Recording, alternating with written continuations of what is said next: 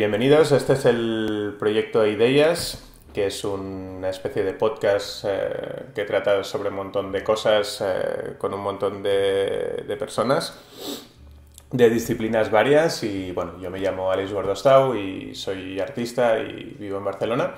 Y hoy tenemos un invitado que es Nando, que se presentará él mismo. Y por favor, Nando, tú mismo.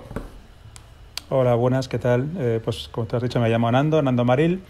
Bueno, yo nací en Santiago de Compostela en el año 70, 1970, y nada, pues soy un ciudadano del mundo. He vivido en bastantes sitios de este planeta, sobre todo de España. He vivido en Santiago, en La Coruña. Mis padres son de Silleda, que es un pueblo de Galicia, en Villagarcía de Arosa. Y después en España he vivido también en Madrid, en Salamanca, en Barcelona. Ahí te conocí, en Barcelona. Sí. Y después, por mi formación, yo soy piloto de transporte aéreo, pues también he estado en varios sitios del mundo formándome, por ejemplo en Estocolmo, en Toulouse, en Estados Unidos. Y esta profesión pues, me ha llevado también a otros países. Gracias a eso he vivido en China, he estado en Shanghái, he estado viviendo también en Indonesia, en Yakarta, y ahora llevo 6 años en Hong Kong. Bueno, esto es una faceta mía, este es mi trabajo, soy piloto, pero tengo otros intereses, también soy artista de otras formas, soy músico, me gusta la música, toco la batería y me gusta la naturaleza, me gusta viajar, me gusta esquiar, me gusta un montón de cosas, me gusta la vida, básicamente. Y bueno, pues una cosa que me ha traído mucho desde hace bastante tiempo es la formación intelectual propia del ser humano, o sea, es decir, la formación que me puede ayudar y ayudar a los demás un poquito a crecer. Y gracias a eso estudié hace años psicología budista. Hice un curso que en principio duraba 2 años, pero tardamos 5 años en hacerlo porque no era tan fácil como sencillamente seguir el programa, sino que hay que seguir unos pasos que francamente es difícil de hacer porque es una trayectoria personal que hay que seguir y vencer varias barreras, y eso, bueno, pues de hecho yo fui el primero en acabar este curso, y es un curso que hice con una, no sé cómo llamarlo, que se llama, es un instituto de terapia Zen internacional, que está dirigido pues, por una de las grandes eminencias, un maestro Zen, que es inglés, pero que dirige una no sé cómo llamarlo, es que llamarlo secta es un poco fuerte para el sentido que le damos a secta en España. Sería más bien una orden religiosa, por decirlo así, que es la orden religiosa Amida, pero en Europa, digamos. Esto es en Japón. Esto se llama el Jodo, que es una secta zen, una secta amidista que está desde el siglo XII. Pues digamos que la transcripción de esta secta japonesa sería pues la secta de tierra pura Amida que hay en Europa. Y esta persona, David Bracer, es el que dirige todo este movimiento. Este señor, David Bracer, es un psicoterapeuta que es una eminencia en todo el mundo, da conferencias por todo el mundo, y él es el gran promotor de la psicología budista en el mundo. Es una persona que se ha dedicado pues, a escribir muchísimos libros y a dar un sentido al budismo, un sentido psicológico. Entonces él se ha dedicado un inciso. Claro, la gente que nos está escuchando, en teoría, cuando yo estuve en Hong Kong, con Nando hablamos un montón sobre precisamente esto, y me pareció una persona como muy indicada, sobre todo en español, sobre temas quizá un poco tan exóticos y serios, por otro lado. Pues me pareció una persona con la que mantener una conversación sobre esto bastante interesante, por eso estamos haciendo este podcast, ¿no? Una cosa, otro inciso, desde el propio budismo, psicología budista no es un oxímoron. ¿Perdón? ¿No te he escuchado bien? Digo que es una pregunta, sobre todo lo que estás explicando, estás introduciendo el tema de la psicología budista, sí. y todo esto.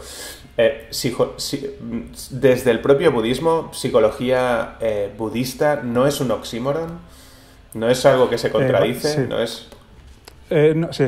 Vale. Vamos a ver.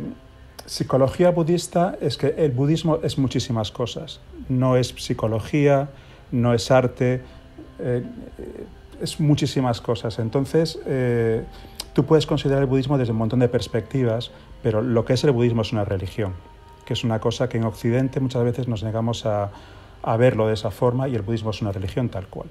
Entonces, claro. Sí se puede ver desde el punto de vista psicológico, porque al fin y al cabo el budismo es la primera psicología aplicada de todos los tiempos, seguramente. Desde hace 2500 años pues, se creó, digamos, la primera teoría o las primeras enseñanzas que nos pueden enseñar un poco cómo funciona la mente humana y cómo resolver problemas de la mente humana. Entonces, antes de esto, pues sí, había otras religiones, había otro material, digamos, pero que no era tan psicológico como el budismo. Entonces, pues esto, o sea, el budismo se puede considerar como una psicología, pero no es una psicología, es a donde quiero llegar. Claro. Pero tú estudiaste psicología budista, con lo cual tiene una aplicación en ese aspecto, y esto lo ha recogido Occidente a su manera, interpreto, ¿no? Es decir, todas aquellas herramientas que desde bueno, no sé qué tipo de psicología tampoco, o sea, claro, como hay 1000 escuelas budistas y hay 1000 escuelas psicológicas, correcto. ¿Dónde se entrecruzan ambas cosas y en qué formato, ¿no? Porque, repito, sobre todo desde el Zen. Hablamos mucho sobre esto en Hong Kong, porque yo hice 15 años de artes marciales, y desde el Kendo, que es un arte marcial muy japonesa, la meditación Zen forma parte del entrenamiento, ¿no? Que esto ya lo discutiremos más tarde, que claro, yo también he meditado durante muchos años, pero solo de cara a la práctica específica del Kendo, ¿no? Que es para quien no lo sepa, es la esgrima japonesa. Bueno, pues eso mismo, desde el Zen mismo, algo tan racional como sería una logía, ¿no? Un logos occidental, no sé si entra de ninguna manera. Por eso quería pues preguntarte más sobre esto, ¿no? Cómo y cuándo sucede esto de la psicología budista, tal y como tú la explicas, ¿no? Bueno, mira, si realmente queremos empezar a hablar de psicología tal cual, pues para eso tenemos que hablar de un yo. Entonces, hasta que hablamos de un yo, no se puede hablar de que exista una psicología tal cual, porque eso es la forma como hoy lo conceptualizamos. Pero en la época del budismo, la época cuando vivió Buda hace 2500 años, pues no existía esta idea del yo. Nosotros no pensábamos en términos de yo en esa época. De hecho, hay una teoría de la mente, que era la teoría que había, digamos, que se empezó a hablar después de que Buda pues, hiciese sus sutras, empezase el Abhidharma, o sea, las interpretaciones de lo que él había dicho, y es la teoría de los 6 vijnanas. Esta teoría de los 6 vijnanas básicamente son nuestros 5 sentidos más un sentido más, que es la mente. Entonces, la mente sí es un sentido. Es como la vista, es como el olfato. Se llama el sentido de manovijnana, se llama. Bueno, entonces, en esta época es muy curioso cómo pensaban, porque ellos no pensaban que la mente fuese un órgano capaz de retener. Es decir, era como tu ojo no retiene lo que está viendo, tu ojo simplemente lo ve. Y eso es como se pensaba en esta época. En esta época las ideas fluían por el aire, había ideas y la mente las captaba. Entonces, todo el conjunto de los 6 vijnanas pues hacías de las suyas para tener problemas egóticos, digamos, pero no se hablaba de yo, no se hablaba de esta idea, no había un almacén donde se podían poner estas ideas y decir, estas ideas son mías. Esta idea, o sea, esto de los 6 vijnanas es increíble. O sea, si tú realmente piensas, te olvidas de todos nuestros preceptos occidentales, de cómo pensamos, y piensas de esta forma, en los 6 vijnanas, dices, joder, mis ideas son mías. ¿Tú lo has planteado alguna vez en tu vida? O sea, ¿tú crees que tus ideas eres tú? Estas son mis ideas y yo pienso así. Es una cosa que a nadie, que nadie se le puede discutir hoy en día, porque está claro que lo que tú crees que piensas es una cosa tuya. Pero ahora imagínate que tú has nacido en el Polo Norte y te han criado 4 osos polares. ¿Realmente tú pensarías lo que piensas ahora, siendo Desde tú, luego que no. que eres tú? Claro, o sea, entonces, ¿todas tus ideas que tienes ahora son tuyas?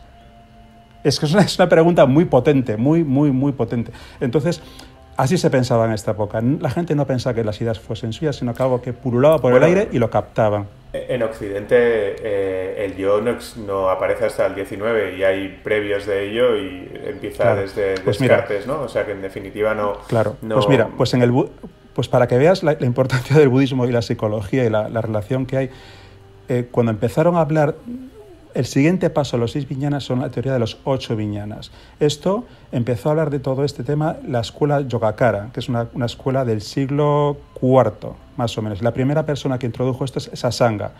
Es una persona muy famosa en el budismo indio y fue el que introdujo 2 cosas muy importantes, que se llama el manas y el alaya. El manas es la mente, lo que nosotros pensamos como la mente.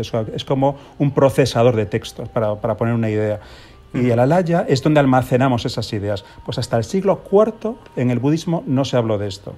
O sea, fíjate, pero hablamos del siglo IV y tú me hablas de Descartes, fíjate. O sea, en el siglo IV ya se empezó a hablar del yo. Siglo IV, pero no antes. Entonces esto es súper potente también. El manas, o sea, el alaya, digamos, es como el almacén, es como Himalaya. Himalaya significa him, nieve, alaya, almacén. Es donde se almacena la nieve. Pues el alaya es nuestra parte de la mente donde almacenamos las ideas. Y manas es la mente en sí. Bueno, pues esta es la teoría de 8 viñanas, siglo IV.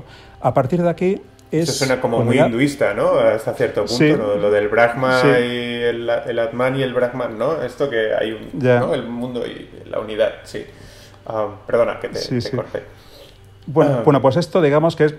Pero esto es un poco si queremos darle un poquito de bombo a todo esto, pero realmente, o sea, psicología evidentemente ha existido siempre, porque siempre los seres humanos han tenido que lidiar con sus problemas, de alguna forma u otra. Entonces, esto solo son teorías que ilustran un poco la forma de pensar. Pero, hombre, está claro que siempre ha habido un interés por librarse del sufrimiento, y eso ha pasado en todos los tiempos desde que el ser humano es ser humano. Y yo creo que la conversación que queríamos tener hoy era sobre el sufrimiento, me parece, ¿no? Bueno, no especialmente, pero es un tema recurrente, porque en el budismo me parece que hay dos cosas importantes, ¿no? Una es el deseo para mí, y que supuestamente, o me da la impresión de que es el origen de todo el sufrimiento tal y como lo concibe el budismo y el propio budismo en sí, ¿no? Que es el romper la rueda esta para llegar al nirvana, ¿no? Todo este proceso. Sí. Y bueno, claro, esos dos son para mí pilares de esto, pero repito, y me gustaría hacer un poco hincapié en eso, en el que entiendo de que el budismo pues tiene su propia concepción del yo a su manera, de alguna forma, pero lo que me sorprende de el mix entre psicología y budismo es que, y sobre todo en el budismo zen, es que cualquier traza de racionalidad está como muy mal vista, porque precisamente lo que tienes es que destruir o demoler o anular toda esta parte de racionalidad, de estructura, de tal, para llegar a la ausencia de la dualidad, ¿no? O sea, del llegar al nirvana, a la plenitud del ser, a la destrucción del ego, en definitiva, ¿no? Y cualquier intento de... Mira, lo que estás diciendo es súper interesante. Mira, yo cuando empecé a estudiar todo esto también, una de mis grandes preguntas iniciales era esto precisamente. O sea, realmente hay que destruir el ego para llegar más lejos, para obtener un poquito de visión clara de cómo es la vida. Claro, es imposible. Y entonces eso es lo que aparentemente te están diciendo todas las escuelas budistas, pero no es eso, ni mucho menos. El ego no se puede destruir. El ego es como tus piernas, como tu corazón, como una parte tuya. Es una parte que tienes por alguna razón. Entonces, no es cuestión de destruir. No te puedes destruir a ti mismo para obtener otro estado. Eso es completamente no tiene sentido. Esa metafísica no tiene ningún tipo de sentido para nuestra vida. Entonces, lo que sí que es cierto es que hay que ir un poquito más allá del ego. Eso es de lo que se trata, es trascender el ego, ir más allá. Entonces, digamos que todas las teorías budistas, todas las teorías zen, toda la práctica que hay detrás, todas a su manera, cada una a su manera, pues te indican alguna forma de poder ir un poquito más allá. Entonces, una cosa que me gusta mucho de lo que ha hecho David Bresci, de lo que sigue haciendo, es que él no trata de decir esta tradición es mejor que esa tradición u otra tradición, sino que trata de consensuar, trata de aprender de todas y ver qué se puede obtener de todo esto para la persona individual que se enfrente o que utilice estas enseñanzas le pueda ser útil, porque a cada persona estas enseñanzas le son útiles de una forma distinta.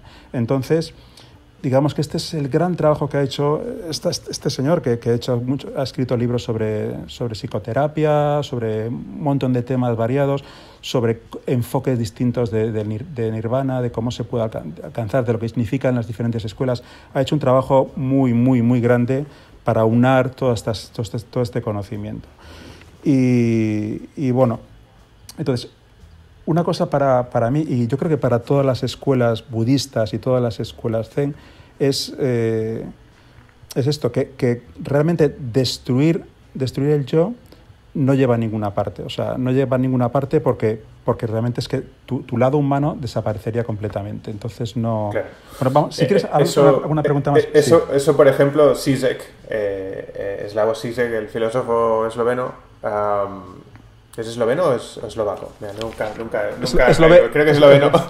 Esloveno, sí. Sí, es esloveno. Salía en ese vídeo que te mandé, que era, bueno, sí, hacía una crítica al budismo, ¿no?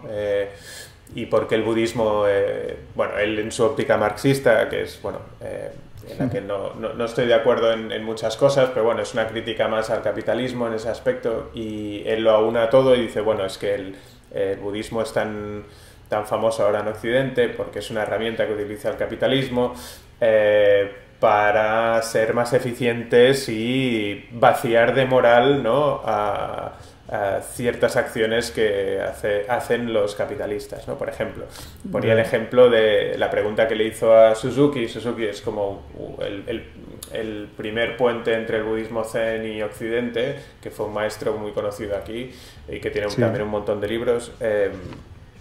Y bueno, le preguntó eso, que si un asesino medita, después de meditar es mejor asesino, y Suzuki tuvo que decir que sí, ¿no? Que desgraciadamente lo hacía más eficiente. Bueno, eso hacíamos nosotros en el Kendo, en definitiva. Sí, el Kendo es la vía de la espada, y obviamente después hay un trasfondo pues mucho más amplio y un montón de sentidos pues mucho más variados, pero en esencia uno hacía meditación antes del combate para ser más efectivo en el combate, ¿no? Que claro, estabas utilizando ya claro, el combate, o sea, para lo que tú utilizas, o sea, sería como afilar una espada, ¿no? Si para lo que tú utilizas una espada es para cortar gente, pues estás haciendo algo moralmente malo, ¿no? Y eso, la meditación en sí no lo conlleva, ¿no? No hay un... no tiene por qué haber, o sea, tú puedes, y me es en el budismo zen y las artes marciales, ¿no? Que todas pasan por eso, por vaciar la mente, bueno, profundamente zen y a la vez, pues sin moral, porque la práctica es la que es, o sea, nos están enseñando pues cómo matar a alguien o a varios, ¿no? Esa era la crítica de Zizek al budismo y la meditación en especial, ¿no? Y bueno, no sé cómo lo ves tú. Pues vamos a ver. Lo primero, el Zen llegó a Japón en el siglo XII, en la época Kamakura. Y cuando el Zen llegó a Japón fue de la mano de los samuráis. Eso fue cuando se instauró el Zen en Japón. Entonces, claro, desde un principio del Zen en Japón, todo esto fue acogido por una élite militar que utilizaron esto para unos fines concretos. Pero esto no es budismo. Esto no es budismo. Entonces, esta utilización del Zen, que el Zen ya venía de China, venía del Chan, y el Chan ya venía de la India, de Dhyana, que era el cultivo de la mente. O sea, esto no es que se lo hayan inventado en Japón, sino que ya existía antes. Esto es un sentido utilitarista del budismo, y eso no es budismo. Hay una crítica muy, muy fuerte en Japón, que se llama, es un movimiento muy fuerte, muy considerado, que dicen que realmente el budismo japonés no es budismo, que el zen japonés no es budismo, y los propios japoneses defienden a ultranza esta idea, y en cierto sentido tienen razón, porque el budismo en sí mismo tiene una de las bases fundamentales del budismo, es la ética, y uno de los principios absolutamente fundamentales de la ética budista es no matar. Entonces hay una contradicción tremenda aquí. O sea, lo que me estás diciendo tú, que lo utilizan los samuráis, lo utilizas tú en el kendo para pelearte contra otros, etc. Eso es una contraposición absoluta al budismo clásico, a lo que enseñó Buda. Buda no enseñó a cargarte a otros tíos. No es budismo eso es una utilización que se ha hecho a posteriori de ello. Entonces, aquí hay una controversia muy fuerte, y desde luego cualquier persona que siga el budismo nunca va a apoyar la utilización del budismo. ¿Y hay alguna excepción? Por ejemplo, la ética pone no matarás, ¿no? Casi como en todas las religiones, en el fondo. Pero, por ejemplo, en el Islam, comer cerdo es algo que está prohibidísimo, pero hay una excepción, dijéramos, una enmienda en el cual si te vas a morir de hambre se te permite, y no se consideraría pecado en todo caso, ¿no? Claro, los budistas también pueden estar en algún momento en una situación donde alguien, en una situación donde tengan que matar a alguien, y más en la Edad Media. Claro, en un contexto japonés donde estuvieron prácticamente 800, 900 años de guerra civil continuada, es difícil seguir esa ética, ¿no? Sobre todo cuando la supervivencia de tuya y de tu familia depende esencialmente de un modelo militar, ¿no? Yeah.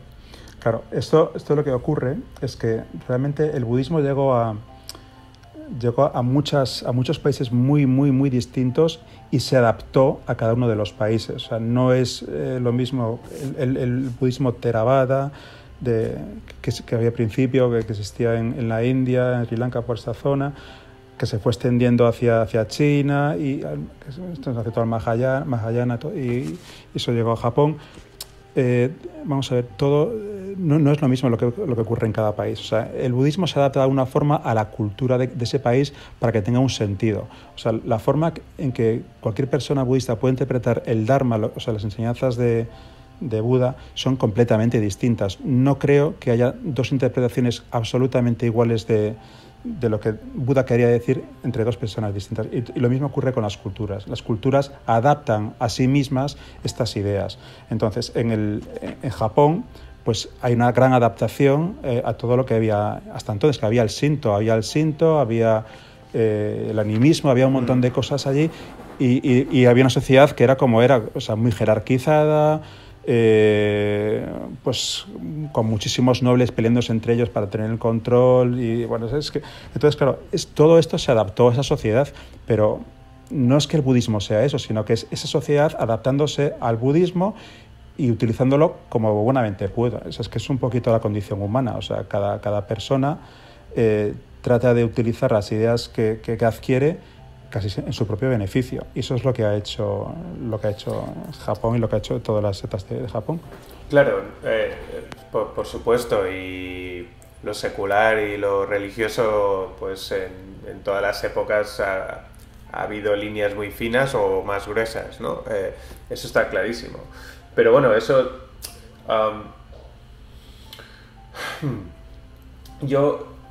o sea, esto es una de las cosas que siempre me pregunté de alguna manera, cómo entendía la ética budista esto, ¿no? De la meditación como herramienta, y después el deseo como pecado, ¿no? O sea, de la misma forma que, bueno, hemos hablado antes del...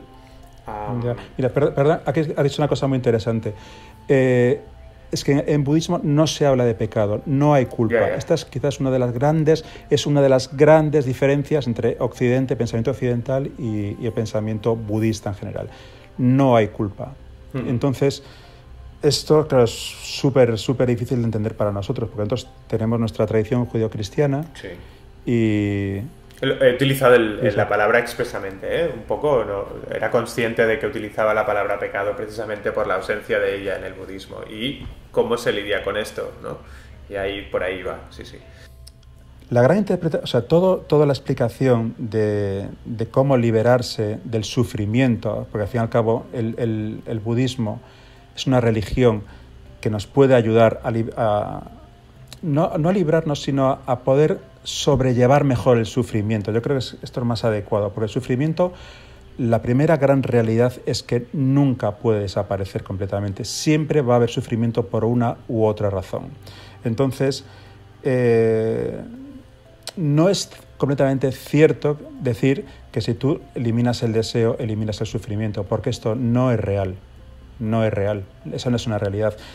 Entonces, toda esta forma de pensar que tú me expones ahora es el pensamiento clásico budista. Entonces, este pensamiento clásico budista, todo esto viene de cómo se pensaba y cómo se sigue pensando hoy todavía. O sea, cómo se hacían las diagnosis en la época ayurvédica, o sea, es decir, lo que había antes de Buda y lo que había más o menos en aquella época. ¿Cómo se pensaba? Vamos a ver, la tradición clásica de cómo se interpretan las 4 nobles verdades, que es el primer discurso que nos ofreció Buda, y que este sutra, que es el sutra de la puesta en movimiento de la rueda del Dharma, es el sutra que nos habla de la liberación, nos habla de cómo alcanzar el nirvana. Entonces, la interpretación clásica de este sutra es la interpretación ayurvédica, es la interpretación de cómo se pensaba en aquel entonces, pues para librarte de los problemas. Y es cómo se piensa hoy en día. O sea, hoy en día pensamos en un diagnóstico. Si tú tienes un problema es que es por alguna razón. O sea, pues, tú estás sufriendo, ¿no? Pues hay una causa para ese sufrimiento. Pues la causa de ese sufrimiento es, como dices tú, el deseo, el attachment, ¿no? Es la interpretación clásica, el apego, efectivamente. Entonces, pues tenemos un diagnóstico, tenemos una causa y tenemos un pronóstico. O sea, tenemos una forma de tratar esto, ¿no? Y esto es la cuarta noble verdad, el tratamiento que tienes que seguir para poder librarte del apego. Entonces, la interpretación clásica de las 4 nobles verdades de las que no habló solo Buda, que eran dukkha, que es el sufrimiento, samudaya, que es lo que surge de dukkha, nirodha y marga, o sea, estas 4 nobles verdades. La interpretación clásica es que, vale, de acuerdo, hay un diagnóstico, tú estás sufriendo. Entonces, ¿por qué sufres? Pues la interpretación clásica dice, samudaya, sufres porque tienes apegos, porque tienes deseos. Entonces, vale, pues ¿cómo nos liberamos de esto? ¿Cuál es el pronóstico? El pronóstico es nirodha. Entonces, pues la forma de liberarte es pues eliminando el deseo. Esa es la forma clásica. Entonces, ¿cómo te libras de esto? Con un tratamiento. Entonces, hablamos de la cuarta noble verdad, que es marga. Pues te vas a librar si sigues esta receta. Y estas recetas son el sendero de la óctuple, de visión recta, pensamiento recto, discurso recto, acción recta, estilo de vida correcto, esfuerzo correcto, atención correcta, bla, bla, bla. ¿Sabe? O sea, si tú sigues una serie de pasos, vas a poder librarte de ese apego que tienes tú que te crea sufrimiento. Esta es la interpretación completa, clásica de las 4 nobles verdades. Entonces, esto es francamente difícil o imposible de seguir para cualquier persona, porque nosotros no podemos librarnos de nuestros deseos. O sea, no, claro. O sea, es una cosa consustancial al ser humano. O sea, eso no tiene ningún sentido. Tú podrías hacer esto a lo mejor si eres una especie de Dios o no eres un ser humano, pero si eres un ser humano tú no puedes dejar de desear cosas, no puedes dejar de comportarte como un ser humano. Entonces, hay una reinterpretación de todo lo que quería decir Buda. O sea, Buda lo que dijo es lo que dijo. Él lo que dijo fueron los sutras, que lo dijo como lo dijo, y ya está. Y después todo eso se ha interpretado. Y la interpretación de lo que él dijo se llama Abhidharma. Son interpretaciones de sus enseñanzas. Entonces, esto aquí, claro, por eso había tantísimas escuelas, tantísimos movimientos que han tratado de explicar lo que él decía. Bueno, pues hoy en día quizás se ha llegado un poquito más lejos y yo creo que se ha podido interpretar todo esto de una forma un poquito más humana, un poquito más entendible. Entonces, dukkha, que es la primera noble verdad de las que él dijo en su primer discurso, es sufrimiento. Entonces, vamos a empezar a analizar qué es el sufrimiento. El sufrimiento son un montón de cosas.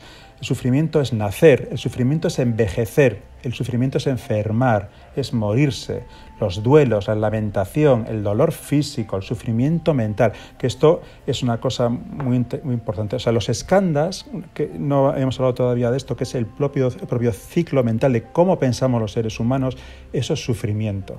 Esto es importantísimo, esto lo hemos analizado muchísimo en nuestro curso, cómo nuestra propia forma, nuestro ciclo mental en sí mismo es sufrimiento. Esto es cierto, es impresionante.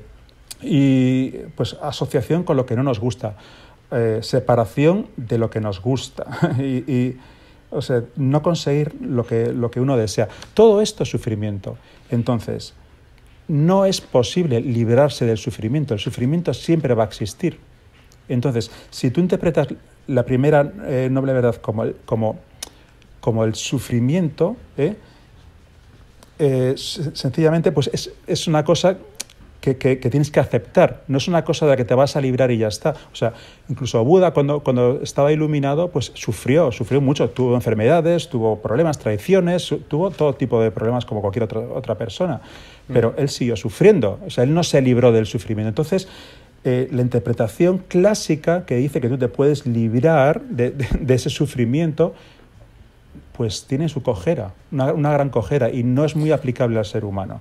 Entonces, claro, además, a mí la diferencia entre el budismo y el cristianismo me sorprende, ¿no? Mientras que el budismo lo que quiere es eliminar el sufrimiento, el cristianismo es el contrario. O sea, es a través del sufrimiento que irás o sea, no hay ascensión sin sufrimiento, ¿no? El sufrimiento da un sentido a la existencia para llegar a Dios. No es que esté a favor del cristianismo, sí, no, pero sí. No es una apología, es simplemente una comparación, ¿no? Me parece como más acertado el tema de bueno, aceptamos, este es el sufrimiento, mira, tienes un señor que está en la cruz, mira tal, que para que te enteres de que va la película y no al revés, que es como, no, el sufrimiento no... ¿Sabes lo que pasa? Una cosa es lo que la gente ha estudiado el budismo un poco más serio y después dijéramos el New Age, ¿no? Todo lo que es el pseudoculturas orientalistas, ¿no? Y hay una cultura muy bestia, ¿no? Que se basa precisamente en esto, en la ausencia del sufrimiento o en la felicidad perpetua, o esta especie de definición abstracta de felicidad. Claro, eso es una falacia, evidentemente, todo esto, porque el sufrimiento siempre existe. O sea, no es una cosa que tienes que aceptar. O sea, digamos que las 4 nobles verdades, o sea, pues también se puede reinterpretar. Si tú interpretas los textos palis y los textos en sánscrito, se puede traducir también como 4 verdades para los seres nobles. O sea, son verdades que tú, desde tu nobleza más íntima de ser humano, tienes que aceptar. Entonces, cuando realmente lo aceptas y no tienes una conducta escapista de esta idea, es cuando realmente puedes empezar a progresar. Y de esto habla toda la teoría budista. Entonces, por ejemplo, dukkha es el sufrimiento. El siguiente paso, como se puede interpretar todas estas ideas, es samudaya. Samudaya se puede también traducir como algo que surge. Entonces, ¿qué surge del sufrimiento? Del sufrimiento emanan cosas, emanan sentimientos, emanan emociones. Tú cuando sufres emanas un montón de cosas. Tú cuando vives la vida emana muchas cosas de ti. Entonces, el sufrimiento per se pues provoca unos sentimientos muy fuertes, muy fuertes. Entonces, lo normal es que hay varias capas digamos, de cosas que fluyen de ese sufrimiento, y el primero de todos es el kama, es el deseo. Entonces, digamos que el deseo, que tú lo ponías, ¿te acuerdas al principio que lo ponías como la base de todo? Realmente el deseo es algo que surge del sufrimiento. Y entonces esto, fíjate, que es una interpretación completamente contraria a la interpretación clásica, que es una interpretación prácticamente imposible de seguir. Entonces, el deseo en sí surge de nuestra necesidad de evitar el sufrimiento. Es una necesidad humana. Los seres humanos no nos queremos enfrentar al sufrimiento, queremos de alguna forma librarnos de él a toda costa. Entonces, bueno, pues hay otros niveles de cosas que surgen, de surgimiento del dukkha, de cosas que surgen del dukkha. La primera capa, la más básica de todas, es el deseo. Pero la siguiente capa, ya cuando el propio deseo, las propias distracciones, digamos, también le podemos llamar a kama, que son distracciones, llegas un poquito más lejos, entonces es cuando empiezas a formular teorías de cómo, porque la simple distracción, es decir, cuando tienes un problema de lo que sea, pues venga, empiezas a darle la bebida, ¿sabes? Eso sería una distracción, sería una forma de afrontarlo inicial, pero esa forma inicial de afrontarle un sufrimiento normalmente no te va a solucionar el problema. Eso no lo soluciona de ninguna forma. Entonces es cuando tú ya a lo mejor empiezas a plantearte cosas, estrategias, digamos, de vida para tratar de solucionar ese sufrimiento. Entonces, cuando tú puedes inventarte cualquier cosa, dices, pues yo para dejar de sufrir, pues me voy a hacer una casa en Japón, yo qué sé, o para dejar de sufrir me voy a casar con esta tía que es muy guapa, o tiene mucho dinero, o tiene mucho poder, o lo que sea, o me voy a conseguir un trabajo de lo que sea. Te empiezas a montar una película, te montas una historia de vida. Pues esto es baba, esto es la creación que tú te haces para tratar de evitar ese sufrimiento. Pero esto tampoco te lleva a ningún lado, porque el sufrimiento con esto no lo evitas. Entonces, la tercera fase, digamos, de surgimiento, de cosas que surgen de dukkha, pues es la autodestrucción. Y esto lo verás en muchísimas enfermedades de corte psicológico, pues como al final llegas a esa fase autodestructiva del ser humano. Bueno, pues esto es lo que surge de dukkha. Entonces, aquí hay una cosa interesantísima que es cómo podemos afrontar todo esto, o sea, como personas, ¿sabes? Cuando tenemos un sufrimiento, el sufrimiento siempre es una oportunidad para poder crecer espiritualmente, para poder crecer como persona, pero es una oportunidad si tienes la suerte de tener el conocimiento adecuado a tu lado, o la persona adecuada a tu lado que te pueda ayudar a contener todo eso, porque de hecho la tercera noble verdad, la tercera que hay es que, vale, de acuerdo, tú tienes un problema, tienes un sufrimiento, de ahí surgen cosas, esas cosas que surgen de ese problema te crean un estado anímico, un estado de vida, un estado existencial. Bueno, pues tú para poder solucionar este problema necesitas contenerlo. Necesitas de alguna forma que no te queme todo ese problema, sino que tú puedas contener toda esa energía que hay ahí pululando y que puede llegar hasta un nivel autodestructivo. Entonces, claro, esta tercera noble verdad, que ahora es contener todo eso que había ahí, tradicionalmente era sencillamente librarte del deseo. O sea, fíjate que es una cosa completamente distinta, ¿no? No se trata de ser un camino escapista, sino sencillamente afrontarlo, entenderlo y poder de una forma contenerlo. Entonces, esto es una visión completamente distinta a la clásica. Entonces, si tú realmente tienes un problema, aceptas que todo lo que sale de ese problema, pues realmente no te va a solucionar el problema en sí, sino que tienes que hacer algo más, pues cuando consigues dar todos estos pasos, quizás después de mucha reflexión, de seguir muchos pasos personales, puedes llegar a una forma de vida. Pero a la forma de vida a la que llegas no es la forma de vida que en sí que tengas que seguir para llegar ahí, sino que es una consecuencia de todo esto. Entonces, yo no sé si he sido un poco claro. Me parece más que he añadido un poquito de confusión a lo que tú me decías. Y por lo tanto, el sufrimiento primigenio es el nacimiento. Porque, claro, esto, tal y como lo planteas, parece una deriva, ¿no? O sea, como de o sea, vivimos en un perpetuo... en una perpetua consecuencia, ¿no? Según cómo lo planteas. Es decir, que siempre hay problemas y vivimos en una perpetua consecuencia porque para solucionar esos problemas tenemos que de alguna manera adaptarnos, ¿no? O así me ha parecido entenderlo. Sí. Esto es un poquito la idea. La idea es que normalmente tratamos de evitar las realidades y para evitar, o sea, seguimos siempre con conductas de evitación. Entonces, hay una cosa que lo que tratamos de hacer los seres humanos es controlar. Estamos constantemente tratando de controlarlo claro, todo. La civilización es eso. Claro, todo. La civilización es el ganar control, miedo, ganar poder. Claro, pero la civilización es el miedo al desamparo llevado al extremo. O sea, que haya una economía que esté para prever y proveer, que haya, ¿no? Que todas las partes de la sociedad intenten solucionar cada uno. Eso es un milagro que parte de un señor que estaba en una cueva y decía, joder, qué mal rollo, está lloviendo, no tengo nada para comer, ¿no? Claro. No, me da esa sensación, ¿eh? Ya. Pues mira, lo que te decía, que vamos a ver, que nosotros las personas invertimos muchísima energía en controlar. Controlar básicamente es satisfacer nuestro deseo de querer sobrevivir. O sea, esto es una idea muy fuerte. Nosotros tenemos una necesidad básica, ¿no? de seguir vivos.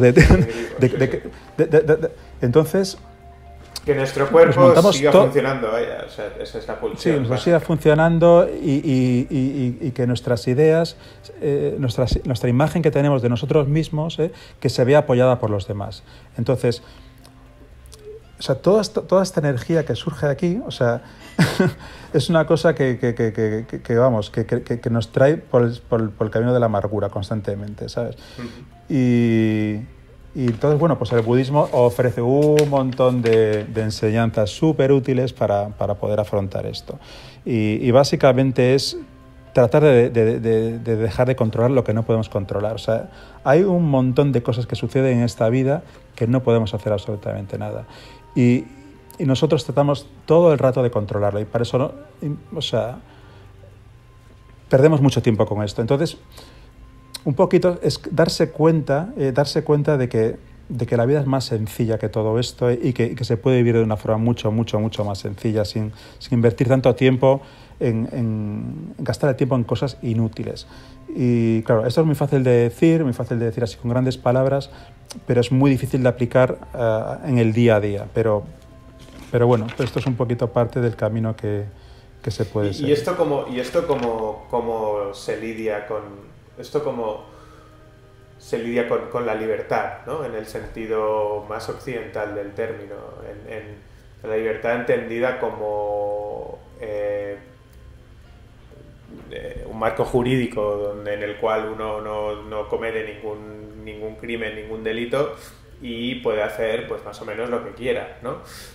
Claro, esto no deja de ser, bueno, ¿no? Tenemos que vivir pues de una forma más austera, tenemos que vivir de una forma más simple, ¿no? Más que yo quizás estoy de acuerdo, ¿no? Pero frontalmente la primera pregunta es esta, ¿no? ¿Qué pasa si un señor quiere vivir de otra manera, ¿no? ¿Quién soy yo para decirle cómo tiene que vivir su vida? Y claro, ¿quién soy yo para decirle que su aspiración máxima tiene que ser el nirvana, ¿no? Pues claro, estamos hablando, como tú has dicho al principio de esto, de una religión, o sea, que está de alguna manera totalmente ligado a la cultura de la que procede, ¿no? Ya, mira, y es que nirvana, que se puede interpretar de muchísimas formas y según la escuela de la que estés hablando, pues significa una cosa completamente distinta, ¿sabes?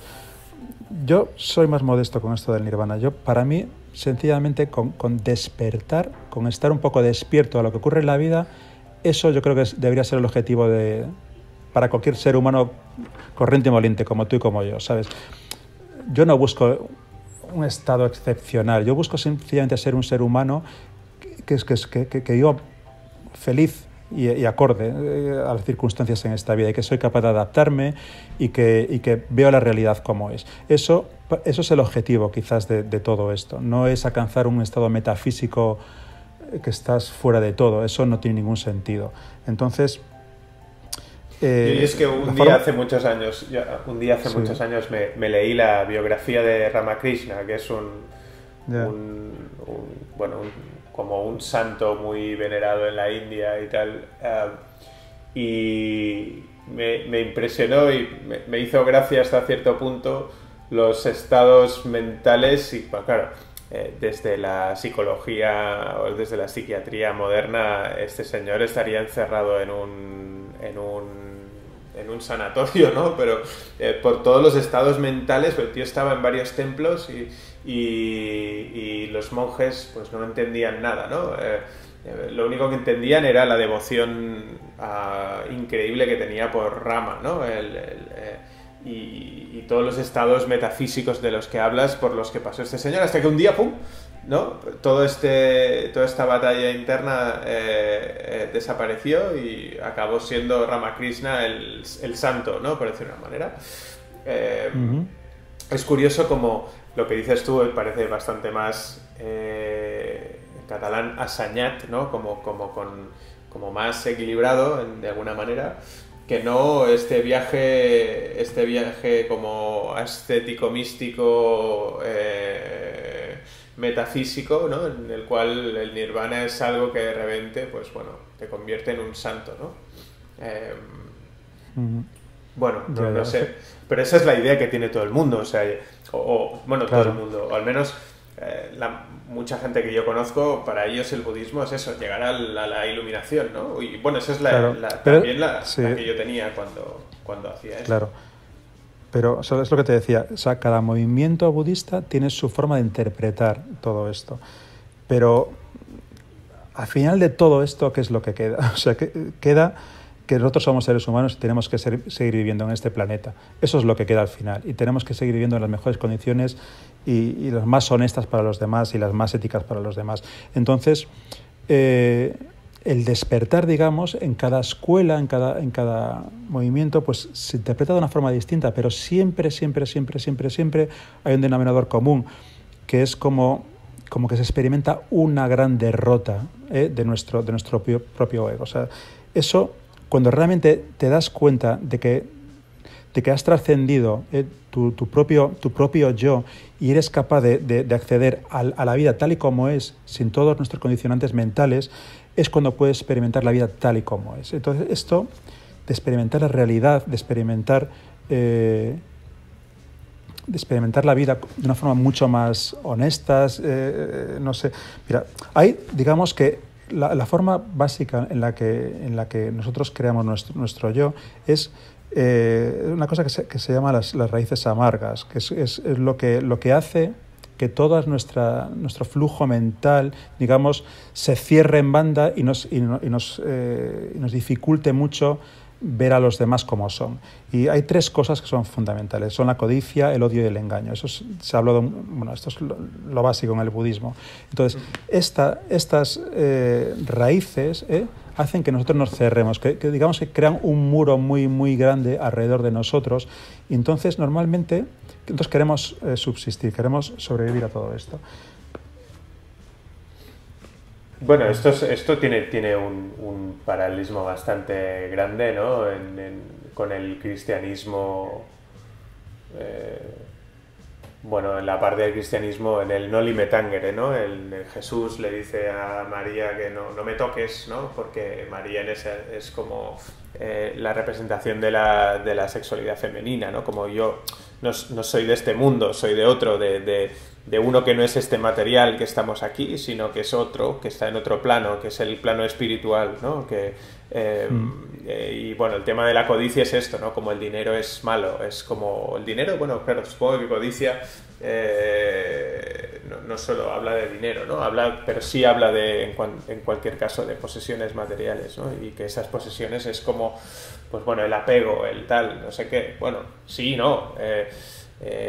Yo desde luego que unos zapatos... tener unos zapatos es mejor que no tenerlos, para no tener que ir descalzo por el mundo, sobre todo en una ciudad que está muy sucia, ¿no?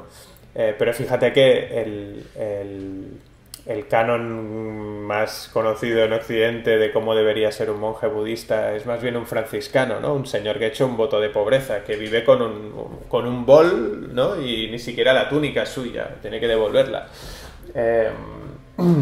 Cuando se muere, creo, no sé si, no me acuerdo. Pues eso, tiene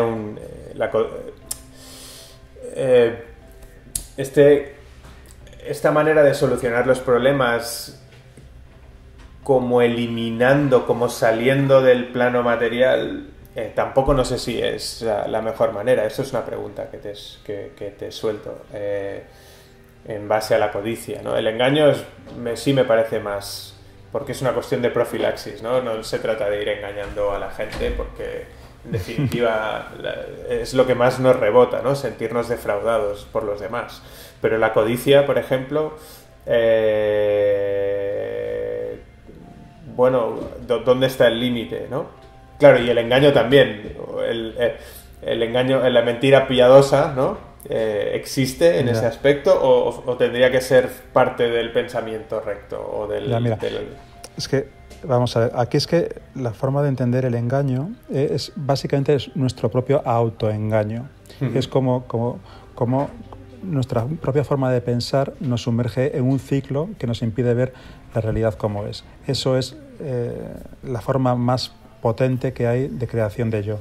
O sea, de que nosotros somos incapaces de ver lo que hay más allá. Entonces, ¿cómo surge o sea, cómo se cierra esto?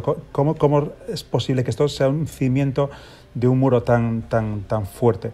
Bueno, pues esto digamos, se puede analizar para entenderlo un poquito con el ciclo mental. Entonces, para entender este ciclo mental hay que entender unas cuantas ideas básicas de filosofía budista que básicamente esto está basado, vamos a ver, está basado en lo que es la realidad. La realidad son cosas que existen y estas cosas que existen se llaman dharmas, son cosas. Cosas es cualquier cosa, son ideas, son lo que tú quieras, o sea, cualquier cosa. Entonces, todas estas cosas están vacías de atribuciones, están completamente vacías, son como son, o sea, no tienen ninguna iconografía que nosotros le atribuimos más tarde. Entonces, nosotros los seres humanos, por nuestra propia forma de pensar, le damos una iconografía, le damos un icono a todas las cosas que existen. Entonces creamos un rupa, creamos algo que tiene sentido para nosotros. Eso es nuestra forma de pensar. Nadie piensa de otra forma que no sea así, que sea ser humano. Entonces, es nuestra propia naturaleza la que nos lleva a interpretar las cosas que están vacías realmente de contenidos. Nuestra propia naturaleza les da un contenido a todas las cosas. Pero ese contenido que le damos no es un contenido real, es un contenido que nos viene bien a nosotros. Esta es la gran idea. O sea, nosotros le atribuimos una propiedad a cada idea, a cada cosa, a cada dharma, que es una cosa que realmente está vacía de todo, nosotros le damos una propiedad. Entonces, este hecho es el que dispara todo nuestro ciclo mental. Y claro, aquí tenemos que partir de unas premisas, o sea, ¿qué son los dharmas? O sea, ¿de dónde vienen los dharmas? ¿Qué grandes ideas filosóficas sostienen todas estas ideas? Una de las esto que hablamos ahora del vacío, de que las cosas están vacías de ideas, de todo, se llama sunyata. Es una idea fundamental en el budismo. O sea, que todo está vacío de atribuciones. Esto es una idea ¿no? Decía sí. Que el budismo es el dios del budismo es el vacío, ¿no? Sí, si existiesen dioses, sí. Efectivamente. Claro. Sí, pero efectivamente es uno de los pilares fundamentales del budismo. O sea, es sunyata, el vacío. O sea, las cosas son lo que son, pero independientemente de lo que tú quieres que sean. O sea, que es una cosa muy potente. Y después otra cosa también importantísima es la impermanencia. Es otra cosa, otro de los grandes pilares del budismo, esto se llama anicca en sánscrito. Por la impermanencia es una cosa que es una realidad final. O sea, no hay nada que sea permanente, absolutamente nada. Nada. O sea, curioso, tengo... O sea, y aquí, claro, podemos empezar aquí a disertar, pero después de mucho disertar, seguro que podríamos casi consensuar de que no existe nada que sea permanente, absolutamente nada. Dime algo. Tengo un amigo japonés que cuando vino a Barcelona fue a ver la Sagrada Familia. Sí. Y el tío me dijo, después de haberla visto, porque claro, es un edificio maravilloso en ese aspecto, o sea, desde el punto de vista arquitectónico es impresionante. El tío dijo, ostras, ahora lo he entendido.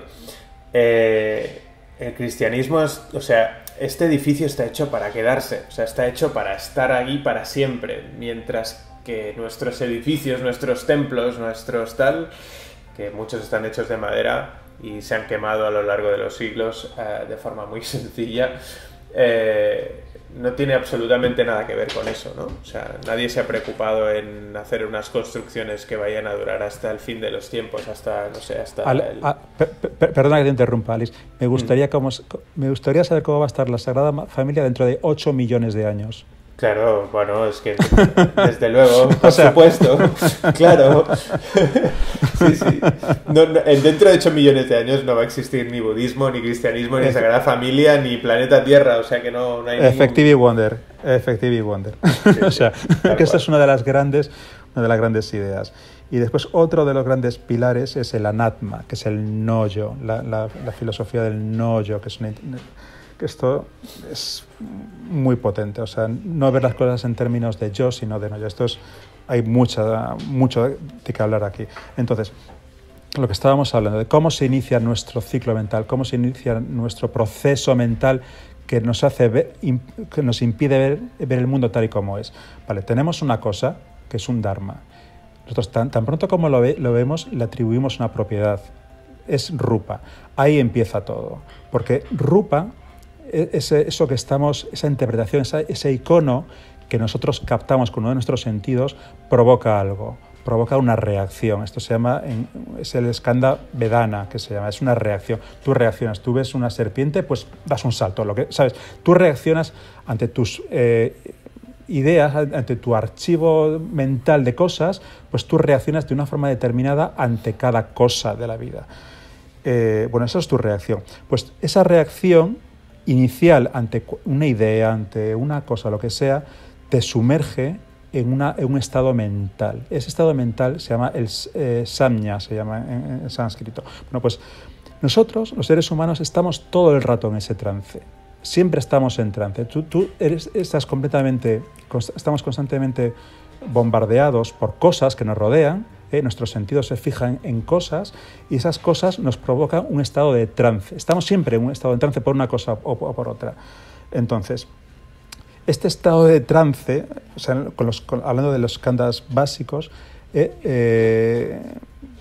sea, esto es una cosa que nosotros hemos estudiado durante muchísimo tiempo y es una cosa que tratábamos de verlo y de analizarlo, y no es tan fácil decirlo con 4 palabras para que se pueda entender bien, pero digamos que estos estados provocan que se amalgamen una serie de ideas que nosotros nos formamos sobre las cosas, que se llaman los samskaras. Entonces, samskaras son nuestras ideas, son los conglomerados de ideas que tenemos en la mente, y que estas ideas, que son lo que nosotros pensamos que son nuestras propias ideas, forman nuestra mentalidad. Entonces, esta mentalidad es la que nos lleva a ver las cosas que son lo que son como rupas. Entonces, fíjate, aquí acabamos de cerrar este ciclo de skandha. Este ciclo que tenemos una cosa que es como es, nosotros le atribuimos una propiedad, esa propiedad hace que reaccionemos, que nos sumerja a un estado de trance, que estamos como bueno, pues que pensamos de una forma determinada y eso nos lleva a pensar, nos da esa experiencia, nos hace pensar en unas cuantas ideas que a su vez crean una mentalidad. Y esa mentalidad otra vez hace que las cosas... Esto es un ciclo que se cierra y da vueltas constantemente. Es nuestra forma de pensar. Entonces, esta forma cíclica de pensar en la que estamos sumergidos, y que, si te fijas, cuando hablas con una persona, aunque no hayas visto 4 años después, seguramente vas a hablar de las mismas cosas. Esto es un ciclo de Skanda. Estamos como encerrados en estas ideas constantemente. Esto es valiosísimo, es entrenarse sobre esto, sobre cada uno de los puntos, es valiosísimo para darte cuenta cómo pensamos, cómo actuamos como seres humanos. Si realmente tienes este ejercicio o practicas este ejercicio, es increíble para darte cuenta de que realmente estamos atrapados ahí. Y de hecho, Buda lo decía, o sea, el ciclo Skanda, nuestra mentalidad, es una de las consecuencias del sufrimiento. ¿Y por qué es una consecuencia del sufrimiento? Porque no vemos las cosas como son, sino vemos las cosas como queremos que sean. Y esto claro, nos crea muchos problemas. Pero esto de las cosas como son presupone que hay una escisión entre las cosas y el observador, ¿no? O el sujeto en este caso, ¿no? Es decir, yo estoy aquí, las cosas están allá, las cosas son como son por sí mismas, pero claro, desde mi entendimiento, desde el sentido común, me da que no, claro. Me da que estamos tan absolutamente interconectados a todos los niveles que es como una gran red de conexiones, con lo cual las cosas son lo que son en función, ¿no? El refranero las cosas... ¿Cómo era? En función del cristal en que se mira, ¿no? Cuando se dice las cosas son como son, ¿a qué se refiere desde la óptica budista, ¿no? La óptica cristiana sería la verdad, pero la verdad significa... Bueno, ahí nos metemos en una conversación que podría durar un par de horas, pero... bueno, ¿hay algún apunte sobre esto de cómo son las cosas? O sea, ¿cómo somos capaces de percibir las cosas como son? Pues tenemos una incapacidad innata para hacerlo. Esa es la realidad. ¿Una incapacidad innata o una capacidad innata? Incapacidad nata. Como seres humanos que somos absolutamente incapaces de hacerlo.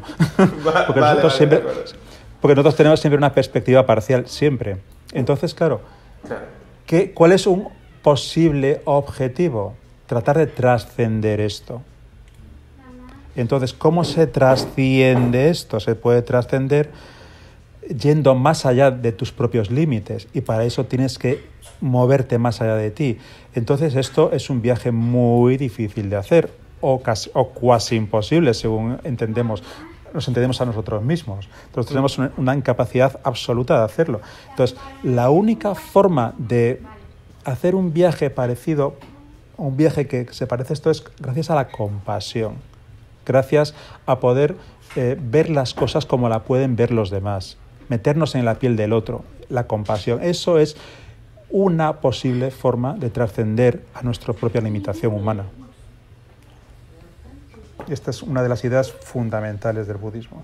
O sea, poder trascender a tu propio engaño se puede hacer a través de la compasión. Y esto es, bueno, pues una idea muy potente. O sea, muy potente. Básicamente, mira, la teoría de los skandhas, la teoría del ciclo mental, esto es lo que te he dicho ahora, eso es lo básico basicorum. O sea, pero hay mucho más para explicarla, para ver cómo están interconectados todos los puntos y tal. Entonces, por ejemplo, a esta teoría también se le añaden unos factores que es como nosotros pues nos relacionamos, digamos, con el mundo, ¿no? Digamos, nosotros contactamos psicológicamente con el mundo, reaccionamos. Esto es uno de los skandhas, que es Vedana, bla, bla, bla. Tenemos una intención, tenemos una atención, o sea, nuestra atención, a qué le prestamos atención nosotros siempre viene dado por una intención previa, que esa intención previa siempre viene por nuestra necesidad innata también de sobrevivir, de tratar de hacer prevaler nuestro yo, ¿sabes? Entonces, esto hace que el ciclo mental sea algo muy sólido, muy difícil de trascender. Entonces, se puede, con algunas técnicas budistas, pues tratar de hacer un ciclo mental que no solo sea egoísta en sí mismo, sino que sea, digamos, de alguna forma más abierto a los demás, más abierto a la realidad de otros, digamos, que eso es lo que puede enriquecer un poco tu vista. Y eso es un poquito de lo que trata pues todo el tema de psicología budista, ¿sabes? Trata de ese asunto. No hay una forma de hacerlo, es decir, no hay una forma de decir tú haces esto y ya está, y ya te has librado, no, porque la forma de actuar, la forma de romper todo ese ciclo, pues no hay una metodología, no, es una de las grandes diferencias que hay, digamos, entre la psicología occidental, que básicamente trata de ser una ciencia, o sea, hay un esfuerzo tremendo por convertir la psicología en ciencia, de hacerlo una metodología, y lo que es la psicología budista, que es una psicología del no yo, de trascender el yo, que eso es más bien un arte, más que una ciencia en sí mismo. Y esto, entonces, claro, aquí hay muchas pistas y muchas, pues sí, hay formas de hacer las cosas que te pueden ayudar, pero no hay una forma de decir tú haces esto y vas a conseguir esto. No, eso no es una falacia, eso no existe en psicología budista algo como eso. Y por eso es quizás tan complicada, o sea, porque realmente de lo que se trata en la psicología budista, que es trascender el yo, es una psicología del no yo, es que tú no tratas de satisfacer tu propio yo, no tratas de hacerlo más fuerte, sino que al contrario tratas de debilitarlo de alguna forma para poder acceder a una realidad más amplia. No sé si me he explicado. Sí. Hombre, daría para un par de podcasts más intentar poner esto en su sitio, sí. Sí. Bueno, no, pero como introducción está bien. Si quieres lo dejamos aquí. ¿Qué te parece? ¿Te parece que continuamos en otro momento, en otro podcast y lo Mira, hacemos lo dejamos aquí, analizamos lo que hemos dicho y le damos otra vuelta. Yo creo que sí. Muy bien. Vale, perfecto. Pues nada, muchas gracias, Nando, por la conversación. Espero que en el siguiente round pues hablemos de otras cosas más específicas, sobre todo de esta última parte que tenía bastante chicha. Y nada, un placer estar contigo.